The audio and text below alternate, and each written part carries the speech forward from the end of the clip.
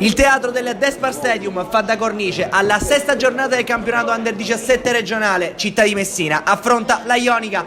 Bentrovati amici della Wisport con le emozioni del calcio giovanile siciliano. La formazione di mister Giuseppe Cosimini con 5 risultati utili consecutivi, frutto di 4 vittorie e un pareggio, e assoluta capolista del girone affronterà la formazione di mister Sebastiano Perrone, che nell'ultimo turno ha fatto 0-0 contro la CR Messina. Novità 2 per il Città di Messina, con Foti che ritrova il proprio posto tra i pali al posto di Buonasera a centrocampo. Chance titolare per Valerio Mangano, arbitra la partita il signor Morabito della sezione di Messina, e con le immagini a cura di Federico Longo possiamo passare al film del primo tempo. Maglia rossa per il Città di Messina, maglia bianca per quanto riguarda invece la Ionica. Passeranno 5 minuti e il Città di Messina proverà subito a rendersi pericoloso. Il pallone arriva Junior che controlla, va con il sinistro, pallone di poco al lato della porta, difesa da Bartolotta. Ancora in avanti il Città Messina, il colpo di testa qui provato da Amante al minuto 8 è facile preda del portiere avversario.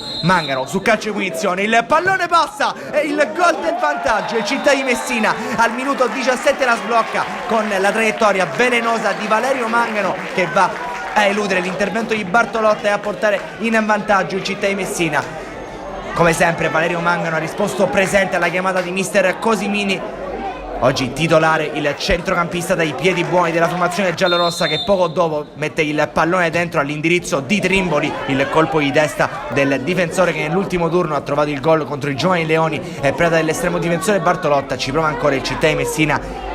Colpisce alto però Nicola Majorana al minuto 28, al 38esimo si affaccia in avanti finalmente la Ionica. Il calcio di punizione di Interdonato è totalmente sballato, di lì a poco arriverà anche la fine del primo tempo. Infatti fischia 2 volte il direttore di gara Morabito e manda le due squadre a riposo. Il Città di Messina vince per 1-0 contro la Ionica. Fino a questo momento la sta decidendo Valerio Mangano con un bel calcio di punizione che al 17esimo ha sbloccato le ostilità.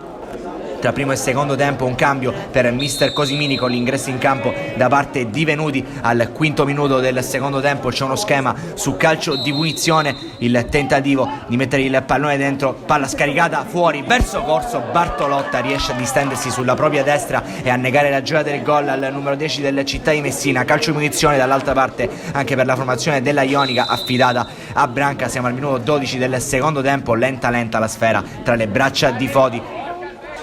Ancora un cambio per mister Cosimini con Maceli che va a rilevare sul terreno di gioco il match winner. Fino a questo momento Mangano, poi si scatena Corso che va a superare 3 avversari. Ancora Corso da fuori area, traversa clamorosa e poi non riesce a intervenire Junior. La sfera rimane lì, viene allontanata dalla difesa della Ionica, ma che tentativo dalla distanza di Samuel Corso. Come sempre la sua tecnica al servizio delle Città di Messina per l'ex Folgore Milazzo. Ancora la formazione del Città a recuperare il pallone con un immenso Corso che mette per Santa Paola a diagonale con il destro. Bartolotta non è perfetto e arriva il gol del raddoppio. Segna ancora Santa Paola, rivediamo qui il suo destro potente. Bartolotta qui non fa una gran figura, arriva il gol del raddoppio della Città di Messina. Santa Paola a festeggiare con mister Cosimini, è uno dei volti nuovi, è uno di quelli che sta rendendo meglio in questo inizio di stagione del Città di Messina. Poco dopo uscirà dal campo, al suo posto entra Michele Gennaro.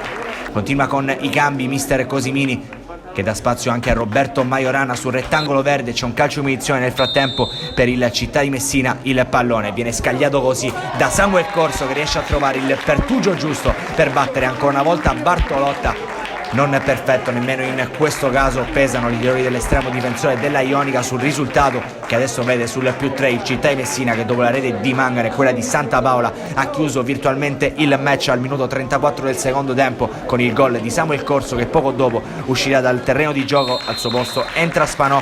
Continuano i cambi nelle file delle Città di Messina, esce Capitan Amante. Il momento di Michele Panetta, ultimo cambio per il Città di Messina con Battiato al posto di Puleio a 3 dalla fine. Al minuto 40 del secondo tempo, a pochi secondi dal triplice fischio, c'è un calcio di munizione. Il pallone viene scagliato così sul secondo palo, ci ha provato Trimboli. Bartolotta para in 2 tempi, di lì a poco arriverà anche il triplice fischio da parte del direttore di gara Morabito, che manda le due squadre definitivamente agli spogliatoi. Vince e vince ancora il Città di Messina, che la prossima settimana affronterà ancora al Despar Stadium il Camaro. Un cordiale saluto amici della Wisport e alla prossima.